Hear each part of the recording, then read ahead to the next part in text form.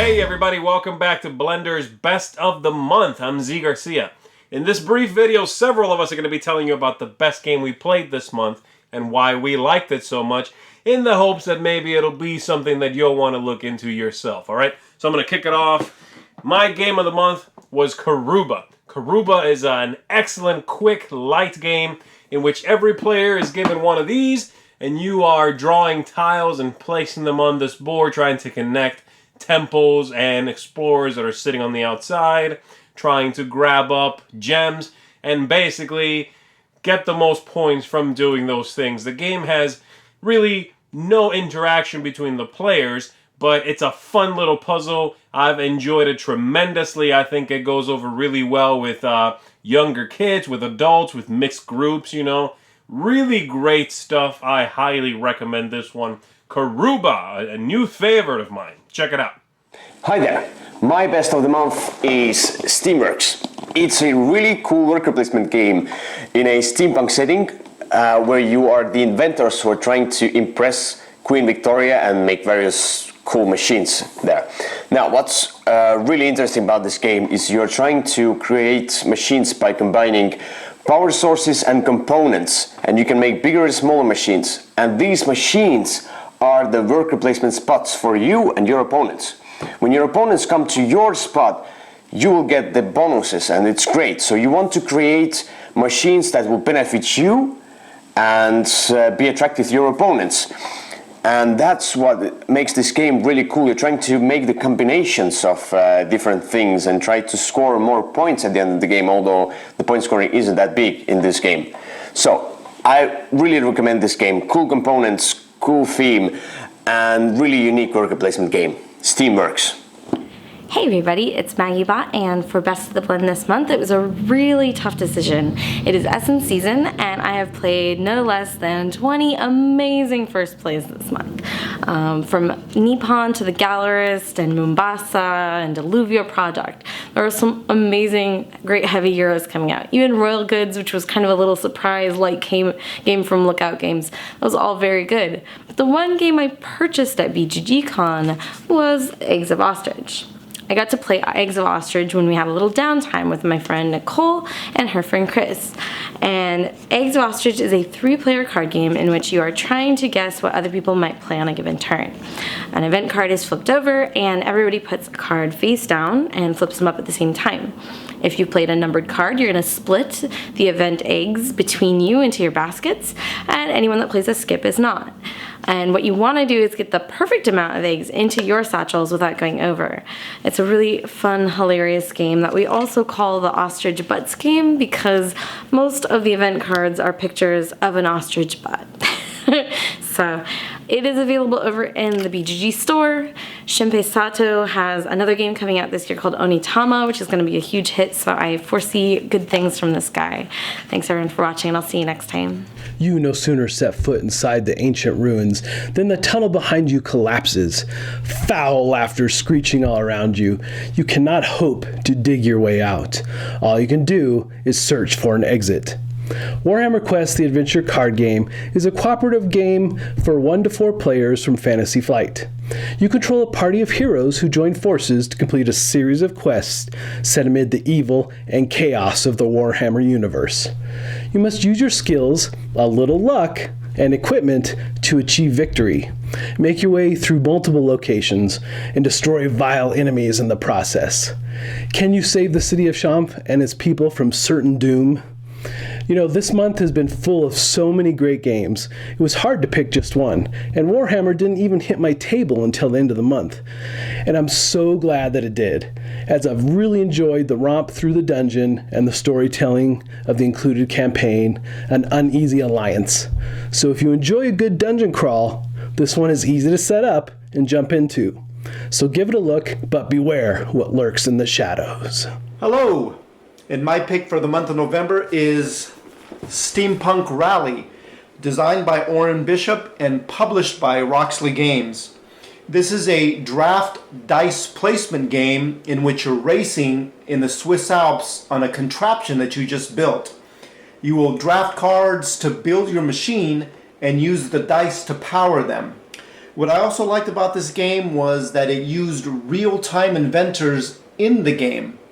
And in the rule book, it has a lot of cool facts on them. When I pulled this out with my play group, everybody had a blast playing it. Well, my pick for the month of November, Steampunk Rally. Check it out. Hey y'all, welcome back to another Best of the Month video with all of us. And this month was kind of a tight month. There was a lot of good games that I played. I was able to teach a lot of really cool games too. But I think the one that captured the best of the month for me was this guy right here, Fury of Dracula 3rd edition by Fantasy Flight. I was really apprehensive about this guy because I'm not a big fan of the artwork, wasn't a huge fan of the way the board looked, but the gameplay is phenomenal. Had a great time playing with Rob, Oren, and Zee and Tom, and it was just a blast. I love how they streamlined the game. They did a very good job of making a very, very good game a bit better. So if you haven't had a chance to try out Fury of Dracula, you should. It's my best of the month. See you on the flip side, folks.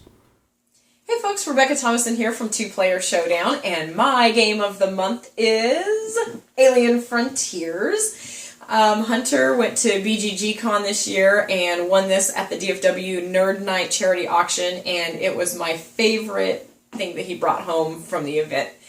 It combines some of my favorite things, which is worker placement and space theme. In this case, we've got the dice placement. And the landscape has sci-fi authors as the names, so we have Asimov Crater and Bradbury Plateau. I get a kick out of that. We've also got some great little elements to the game, like the little rocket markers, and it's just a really cute theme, really fun to play, very engaging game, and that is my favorite, Alien Frontiers. Well, Alien Frontiers is amazing. It is not my game of the month. My game of the month, I have to tell you a story about this.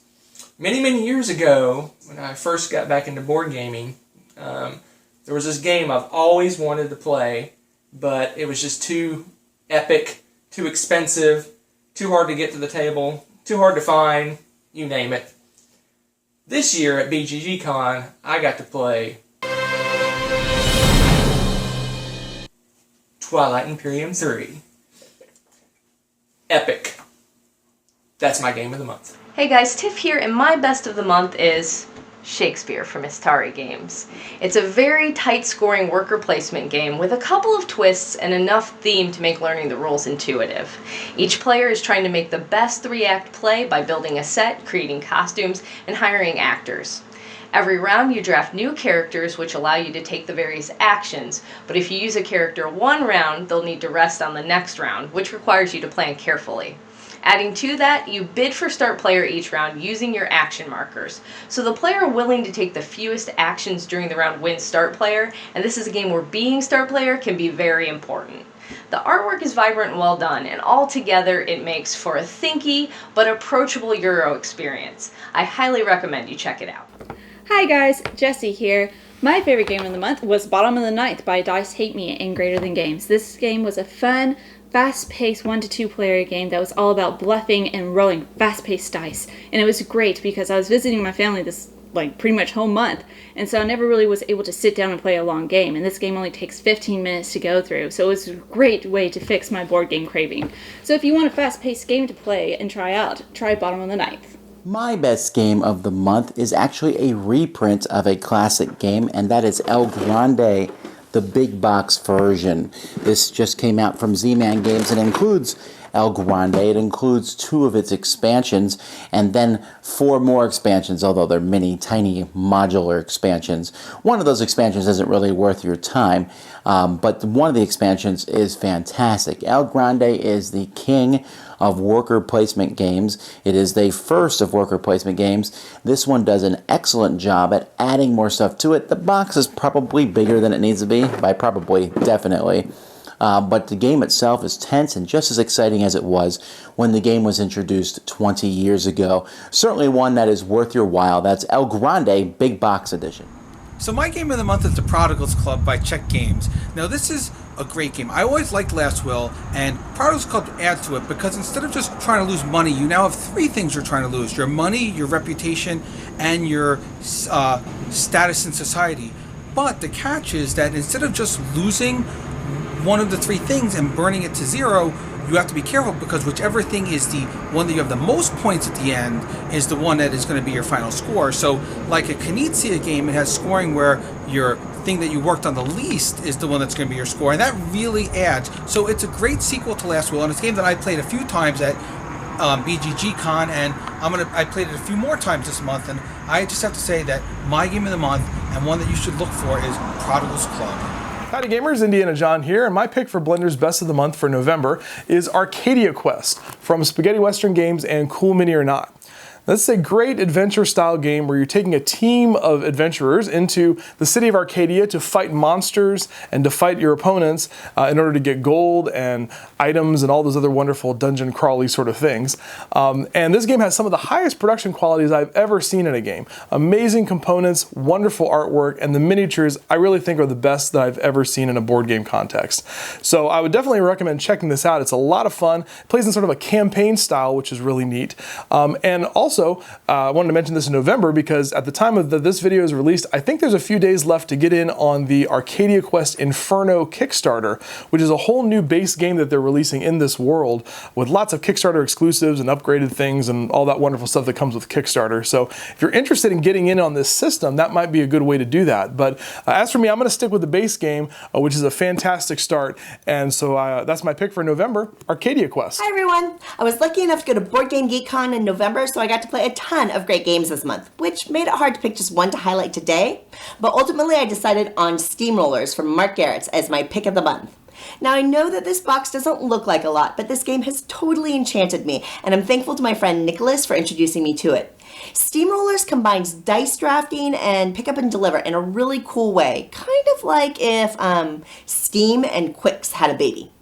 In Steamrollers, players all get player cards that look like this, and you roll a black die and a bunch of white dice. And then players draft the white dice to determine their action. You could upgrade an engine, or you could take a special ability card. You can draw a rail, which is super cool because the value of the black die determines the shape of the rails available to you. Or you could deliver cargo as well. I just think all the pieces in this game come together really nicely, and there's a great balance between luck of the dice and tactical decision making. Now the downside to Steamrollers is it's not easily available right now, but if this sounds interesting to you, which it should because it's awesome, let the publisher Flatline Games know so that we can get more of this in market soon. And my runner-up pick was actually Resistor from Level 99 Games, which is a great game too, so you could always check that out. But seriously, Steamrollers is a great game. It deserves a bigger audience. I hope you want to check it out. So there you have it, folks. Those are our favorite games of the month. Tell us in the comments what your favorite game of the month was. I'd love to hear it. And as always, thank you for tuning in. And thanks to everybody who contributed. I'll see you guys next time.